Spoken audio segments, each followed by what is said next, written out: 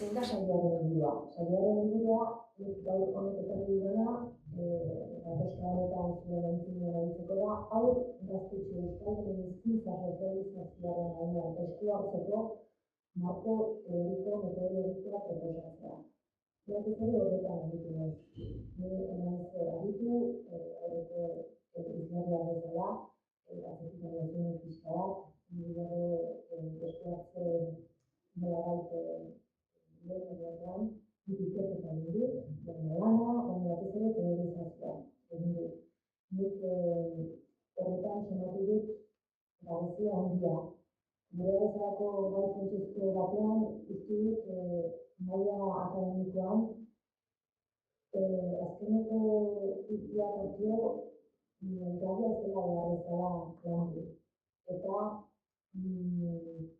teknikariak, behatzaileak, monitoriak, hezitzaileak, aurren euskararen erabilerarekin nolabaiteko inplikazio eta ardura eta kezka duten guztiek bi hamarkada luze eman dituzte gauzak egiten, zen honez eta oso egokiak, baina nolabait teoria egokiren babesean itzalitea. Orduan, nik uste dut gabezia hori behar dela. Nik uste dut honetako teoria sendoa behar dugula. Berriz ere, aurrak euskaldun azteko bidean proposatzen ditugun eskuartze guztiei koherentzia emanen diogu. Eta ni batipat horretan saiatu naiz. Gaurko saioan bi galdera planteatuko ditut hasieratik, eta saiatuko naiz bi erantzuten. Alde batetik, zer da euskararen transmisioa, eta beste alde batetik, zer gertatzen du transmisioa. Eta lehendabiziko galderarekin hasiko naiz. Eta nik uste dut argitze kontzeptuak egin behar dela. Irudikatzen baldin badugu hizkuntzaren bizitzaren goran eta hizkuntza gizakiengan, gizon-emakumeengan gauzatzen da, ez? Eta belaunaldiak, agertzen dira historian. Nik uste dut transmisioa erabili izan dela gertakari ezberdinak direnak izorratzeko. Eta nik uste dut komeni dela argitze kontzeptual bat egitea. Hori oso niko izaten da. Nik uste dut ikasazio linguistikan maiz gertatu dela. Begiz dugu kontzeptu bat, termino bat, eta ura erabiltzen dugu. Eta azken erabiltzen, goitik, azken ura erabiltzen, oso egoera ezberdinak izendatzeko ere. Eta nik uste dut, gero pentsatzeko modu analitikan hori eta egitea. Orduan, transmisioa erabili izan da, izendatzeko, belaunaldi bateko, biomedia, familia bateko aurrei euskara emate horretarako, ez? Normalean, etxean gertatzen den transmisio mota da, helduek aurrekin egiten dutena, gurasoek aurrekin egiten dutena, eta hizkuntza, lehen hizkuntza, ama hizkuntza transmititzea da hemen helburua. Eta horretarako noski, guraso bat behin euskaldun izatea beharrezkoa da. Eta hori deitu zaio hizkuntzaren familia bidezko transmisioa. Gero badugu bertzen gertakari bat. Gizartean, belaunaldi berriak, hizkuntza jabetzeko prozesua, belaunaldi berri horrek hizkuntza beretzeko prozesua, eta hiztun komunitatean hiztun nolabait gai moduan jokatzeko ikasteko prozesu osoa, eta horretan jokatzen du berdinen arteko, adintuen arteko harmonia, baita familiak eta aurreko belaunaldikoen arteko harmonia, baina eskola ere egiten du horretan berea, eta gizartearen edozein komunikazio egoerak laguntzen dio haurrari hiztun bilakatzeko bide horretan, eta bide, eta horrela, gizartearen esparru guztietan gertatzen den prozesua da. Eta honi, hizkuntzaren transmisioa deitu izan zaio, honi ere. Hortzitan, matizatu eta soziala, egia da, hizkuntza transmisioa soziala da. Eta, azkenik, badugu, hizkuntza denean, eta hizkuntzak irautea, hizkuntzak segitzea, belarrez belar, hori ere deitu zaio transmisioa. Hizkuntzaren belarreko transmisioa. Egitut, ongi dagoela beristia, etiketa berakin diren gertatzen denean, beristia dugulako zein den gure xedea eta zein den nolabait estrategikoki gure helburua edo zein izan daiteke eragiteko edo eskuartzeko esparru egokia. Nik uste dut hizkuntz komunitate gisa bilatzen dugun da irautea, hizkuntzak segitzea belarrez belar. Azkenekoa, hizkuntzaren belarrez belarreko jarraipena. Eta guztiak hori bilatzen dute, ez iraungitzea, ez hiltzea, desagertzea, irautea, mantentzea, segitzea. Baina, nik uste dut eskuartze sozio-linguistikoaren ikuspegitik, hau dela, gure esparrua. Hau da, hizkuntza transmisio soziala dela, nik hizkuntza sozializazioa deitu zen dela. Hau da, belaunaldi berriak hiztun bilakatuko direla, ziurtatzen duen prozesu hori. Eta horretan, sartuko nuke goiko transmisio bat hori, hizkuntzaren familia bidezko transmisioa. Bigarren honetan barren bilduko litzateke. Eta, orduan, hizkuntza sozializazio terminoa hobetsi dut transmisio kontzeptuaren aldean, eta hasi nintzen nire ikerketan Estatu Batuetako hizkuntza antropologo batzuek 80. hamarkadaren erdialdetik aurrera egindako ekarpenak lantzen, ikusi dudan oso kontzeptu baliagarria zela. Gure egoerarako, gure bezalako hizkuntzen egoerarako. Orduan, hasi nintzen hizkuntza sozializazioaren esparruan sartzen eta gehiago arakatzen, Orduan, hizkuntza bilakatzeko prozesua hizkuntza sozializazio prozesutzat ikusten da paradigma honetan, teoria honetan, eta hizkuntza sozializazioa hizkun hasi berria izan daiteke aurra, izan daiteke heldua, taldean modu eraginkorrean jokatzea ahalbidetzen duen gizarteratze prozesua da. Hau da, hizkuntza ikasten da, eta hizkuntza ikastearekin batera, hizkun taldean modu eraginkorrean jokatzen ikasten da. Esparru honen arabera. Orduan, hizkuntzaz jabetze hutsetik harago dela prozesua. Hizkuntzaz jabetzen dela, hizkun taldean modu eraginkorrean jokatzeko egai behar izan, edo egaitzen da prozesu honetan. Hain zuzen ere, teoriko horiek oso kritiko agertu ziren alde batetik hizkuntza ikastea eta bertze alde batetik taldean jokatzen ikasteari prozesu nolabait berezitzat hartzen zituzten teoriekin. Ikusi zuten prozesu beraren nolabait bi aldeak zirela. Hizkuntza sozializazioa nola definitzen dute?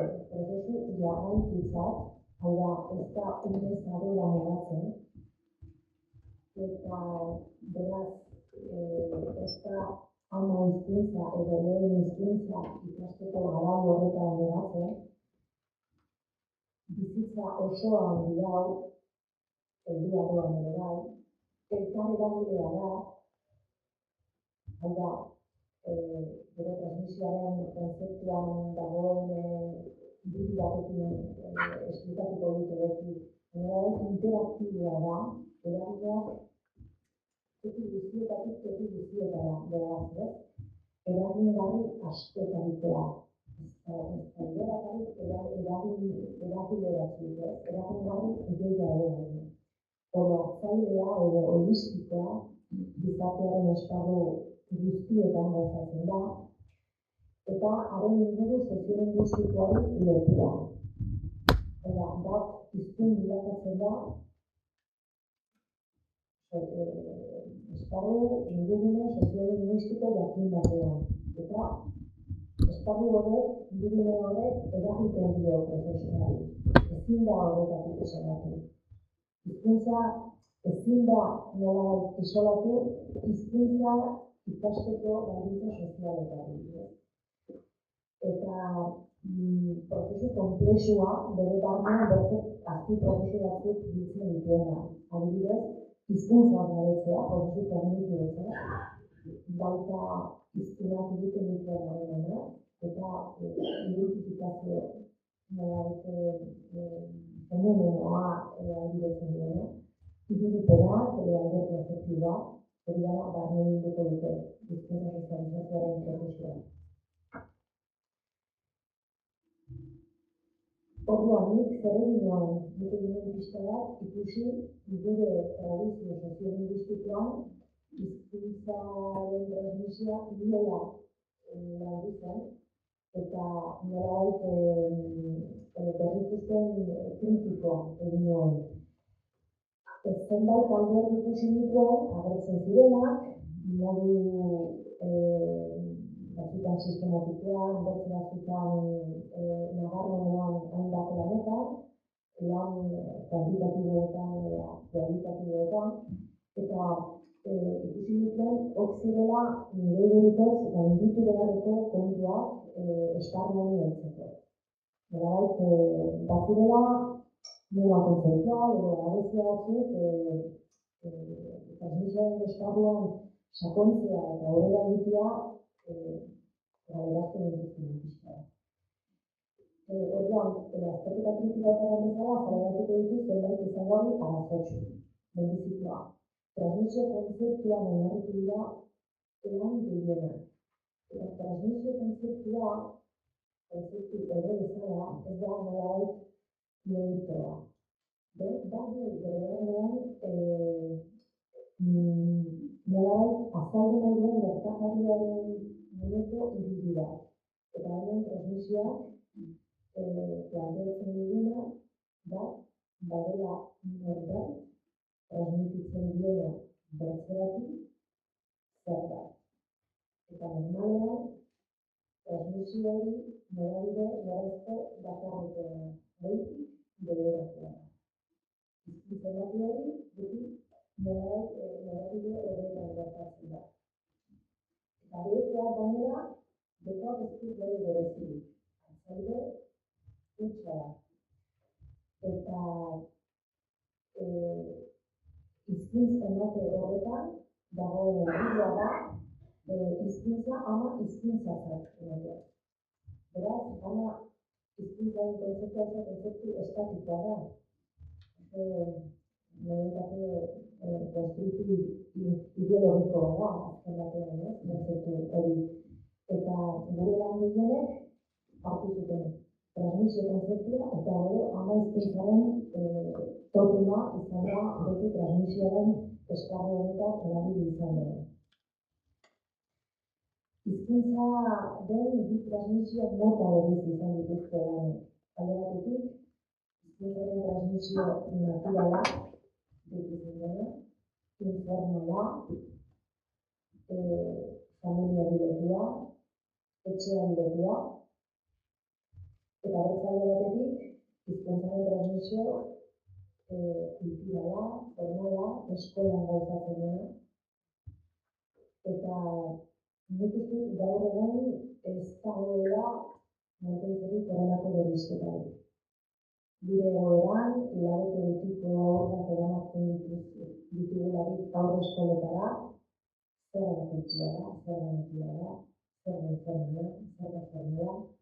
Nik uste dut bagaketa horrek ez digula laguntzen gertakaria bere osotasunean ulertzen. Ikergunea etxera edo familiara mugatu dute ikerketek, batez ere, eta gutxitan aztertu dira familiaren esparru horretatik ze harreman garatzen diren ondoko esparruekin, jolasarekin, gizarte egiturarekin, auzoarekin, eskolarekin, mugatu izan dira azterketa horiek, etxera, familiara, aztertu izan dutela, izan da, batez ere, guraso euskaldunek, noski, guraso euskaldun bat bentzin beharrezkoa zen pertsona familia hori kanpoan gelditzen zen, transmisioaren azterketatik. Guraso euskaldunek nola jokatzen zuten hizkuntza ematean beren aldagai batzuekin irudikatzen zen ikerketan datu hori, adibidez, guraso euskaldunek hizkuntza zutela ez, testuinguru soziolinguistikoetan bizi ziren, baina ez zen egiten azterketa bat nolabait sistemikoa, familia, etxea, beste gizarte arlo batzuekin harrematua ikusten zuen. Gero datu kuantitatiboak eta kualitatiboak ez dituzte uztartu ikerketek, edo kuantitatiboak izan dira eta alderdi horretan aritu dira, edo kualitatiboak. Gurasoen euskara gaitasuna irizpide nagusitzat hartu dute, transmisioaren marko honetan, euskara ez dakien guraso batek ezin du transmititu. Zituen. Ez dago ertzerik. Eta familia hauniz, gure familia gehienak aztertu dira, bete organizazio honetatik. Familia horiekin deus egiterik izanen gabide bezala. Familia horiek deus inolako egitekorik ez dute bezala prozesu honetan. Eta gainera dute kontuan hartu, euskararen gaitasuna, hizkuntza gaitasun modu bezala, ez dela monolitikoa, oso dinamikoa dela. Eta zenbat aldiz gertatzen da, etxe batean, gurasoek euskara guti izanka, guti jakinta gana dut, edo jakinta, euskara sartu zailela horren bidez, euskara eskolatzen dira horren bidez, eta zer gertatzen da. Aurrek sortzen dituzten berriak guraso egiten hizkuntza dituzte, hizkuntzaren behar berriak sortzen dira, eta hori ez diote erreparatu ikerketek. Eta azkenik, soilik aitamen hizkuntza portaerei erreparatu diote. Hizkuntza transmisioaren bideak hori baizik ez ikusteko bidea egiten zueneko. Baina, jakin badakigu, aurrak izkin bilakatzeko bidean, eragin bisiak izaten direla bertzera adibidez. Baina, hizkuntza eraginak edo zizkia horrari haunitz aldiz eginetan eta eraginkorren izaten dira eginkideen aldetik. Hau da, bakarrik ikuspegi vertikal, goitik, beherako hori manten dira eta hori itxu begitu gara ikusteko nola izkin bilakatzeko bidean harremana zentralanik eszentrikoa ditzen diren oso eraginkorrak dira. Orduan, hori eginda, azterketa kritiko hori eginda, nik proposamen teoriko metodologikoa plazaratu nuen. Eta honen dakar nire diriko paradigma berri bat ikustera berri bat egin. Eta honetan, badugu kontzeptua, eraginguneak, eragileak eta xedea.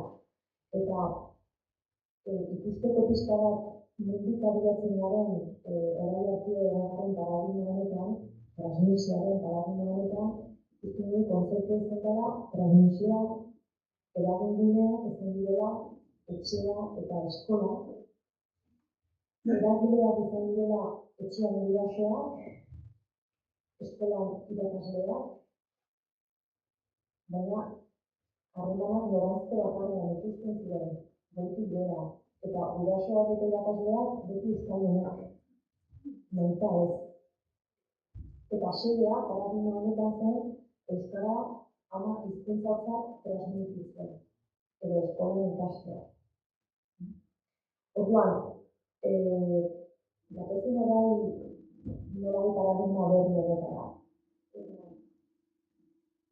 Hizkuntza transmisioa beharrean, hizkuntza sozializazioa proposatzen da kontzeptu gisa, garbi eginda, garbi izan da, aurretik egin dugun bereizketa hori, ez? Zei erraten duen transmisioa,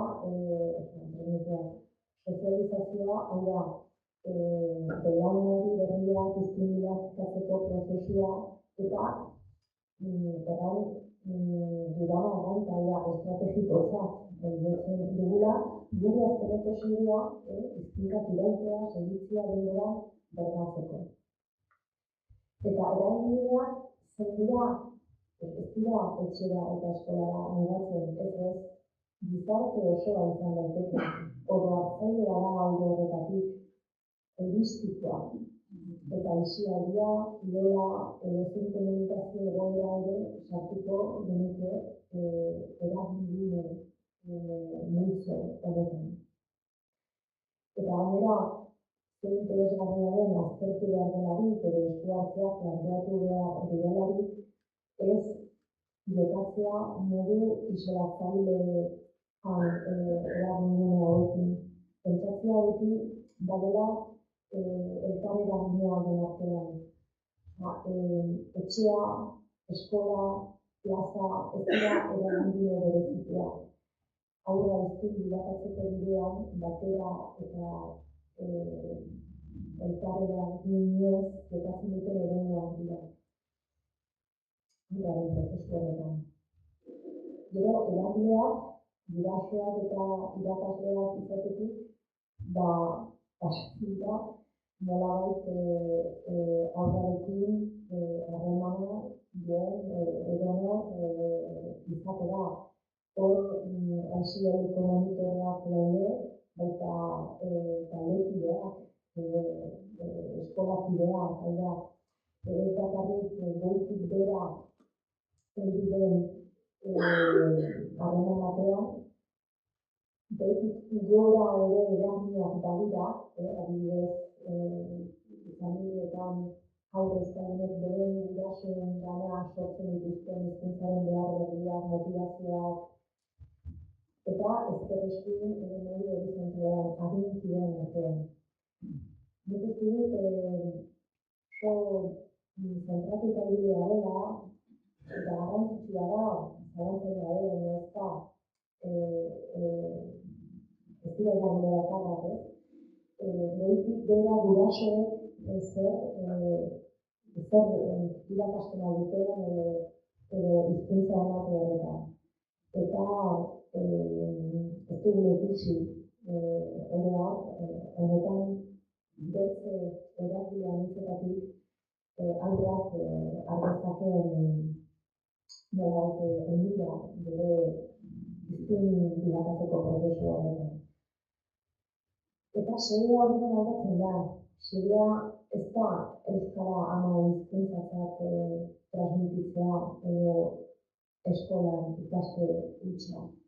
Nik xedea horrela formulatu dut. Aurren arteko komunikazio eszentrikoa, beraz, ditut, komunikazio ez instituzionalizatua. Hau da, aurrak nolabait libre daudelarik. Ez daudelarik hizkuntza erabilera induzituaren eskubidean batean.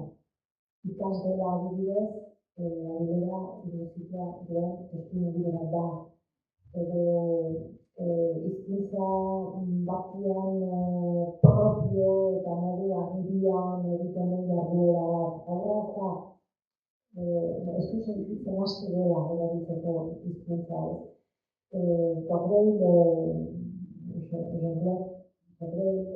Soziolinguista kanadiarra konbereizi zituen komunikazio instituzionalizatuak eta ez instituzionalizatuak eta ari hartu dut kontzeptua. Orduan, xedea errabezala nik jarriko dute aurren arteko komunikazio ez instituzionalizatu horiek euskara izatea. Eta honek aldatzen du desente orain arteko hizkuntza transmisioa eta ebaluatzeko, behatzeko, erabili dugun adierazle eta nolabait helburuaren edukia.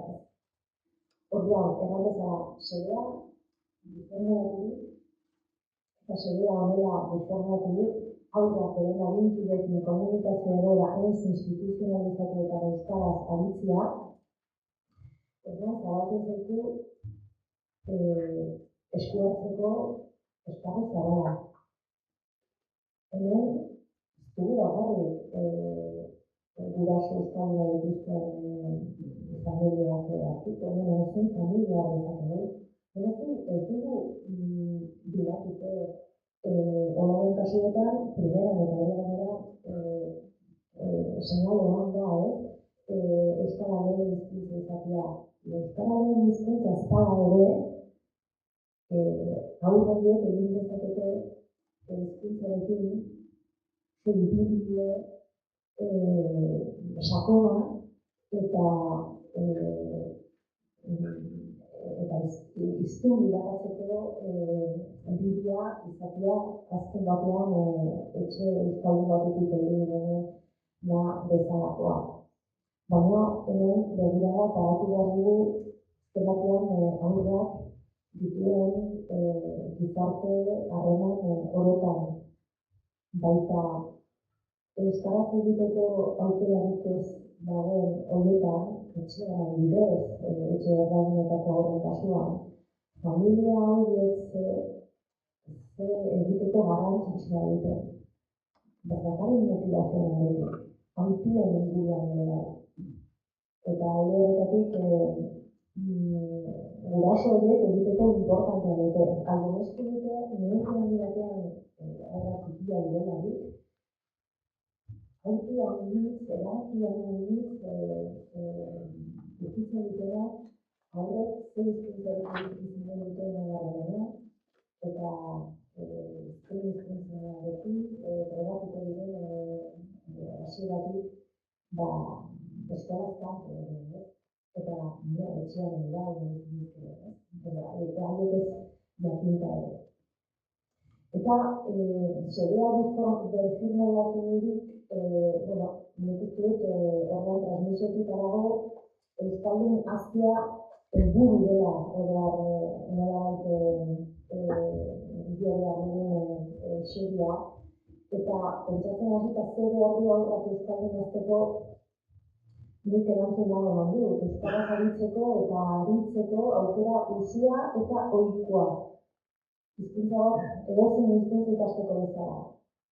Aditzeko eta aritzeko aukera usua, ohikoa, ez noiz behintakoa, kuantitatiboki nahikoa, erderan bezain bestekoa edo alden parekoa horiekin.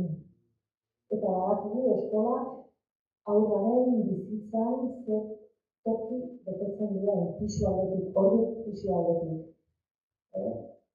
Adibidez, alde kuantitatibo batetik, baina kualitatiboki ere askotarikoa behar du, ez arlo bati betua. Etxea bakarrik eskas izan izateke, urri izan izateke, eta eskola bakarrik gauza dela. Beti pentsatu izan dugu, etxea izan dela hizkuntza euskararen transmisioa bermatu duena.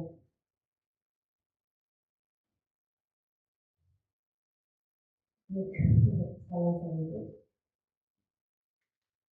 Euskara galtzen ari zelarik, bakarrean adibidez, nekitatu dena, hainbat tokitako esaten dut. Euskara etzen galdu hainbat herritan, hainbat familietan, etxeetan hitz egiteari utzi zitzaielako. Euskara hori zen, hau da, sortu zen dela handi bat, ez zen iritsi izkien bilakatzera, herri horietan etxea bilakatu zelako euskara egiteko eta ikasteko toki bakarra. Hori gertatzen delarik ezin izateko, hau da, hizkuntzak galtzen badu erabilera soziala, galtzen badu plaza, galtzen badu kalea, eta etxean gotortzen baldin bada, esparru bakar batek ez diot. Seguruenik, eta are gutxiago gure herriko gizarte konplexuetan aski indar belaunaldi berrien izkin bilakatzeko prozesua betetzeko. Beharrezkoa ditugu esparru gehiago. Etxea, ongi, eskola, sarmanki, eta inguruko komunitateak egiten duen edozein ekarpen sozializatzailea, izan aisialdi talde, izan bertzen parte, izan eragile. Prozesua hartzaile izateak hori eman du, zela mugatzen esparru bakar batera. Eta hori izan da ekarri dudana, ez dut bete egia ekarri nahi izan, nahi izan dut nire esago akitu, eta agian galeratzen erako parte bezesa izan.